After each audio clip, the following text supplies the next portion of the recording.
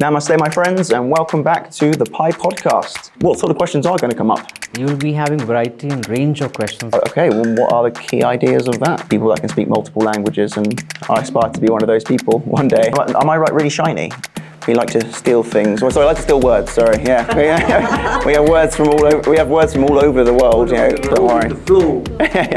Moving on to number 3, Rishi. Well, we've got time management. Time management, yeah, of course. Again, time is coming for us all, but and very important exams as well. How can we best manage our time management? Like if you allocate time 20 minutes precise to get this crux of the passage, 20 minutes, 13 questions, 1.5 minutes per question. If you apply this technique was just Oshin and you briefed, skim scan, look at the identical keywords, that will be helping you. Understanding instructions will actually source maximum points over there, and you'll be able to save the points. And it's very important just to have the experience to know when to skip a question if you know it's going to take you longer, and you might find some questions you'll get the answer much more quickly, and and then you again, it's such an important technique that can help you boost the results. Even if you haven't fully prepared before the exam, if you can prepare to master time management in an exam, that can be the difference between a high grade and a not so good grade. Fantastic. Moving on to number 4, Rasheen. Vocabulary enhancement.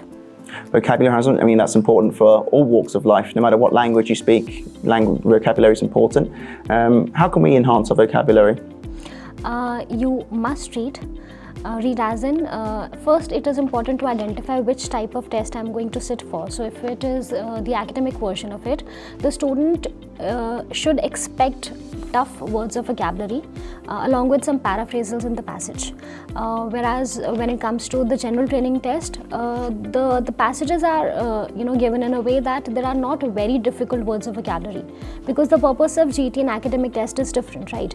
So it is important for the student to read context based on the academic profile, so that the student is familiar with tough words of vocabulary, because obviously there may be difference. There may be paraphrasal of words given in the question and those given in the paragraphs. So that is something that the student should expect and needs to train accordingly. Absolutely. I mean, vocabulary, like I've been saying, it's so important to boost. And for me, the more I boost my vocabulary, the more I understand life itself. It helped me understand so much more about humanity. The more I learn it, and the more it helps me understand how to navigate this world with more vocabulary. This makes me very envious of people that can speak multiple languages, and I aspire to be one of those people one day, like we all do here, right? You can always, when you're reading, you can always learn how to pronounce those words by going onto Google, typing that word in, gives you a definition, it gives you the phonetic pronunciation, but there's also a little button you can press to give yourself the British or American pronunciation of it. So it's important to go along with your learning. You learn how to say the words as well as what they know and how to write them and spell them and things. So that's going to help them in speaking as well. Absolutely.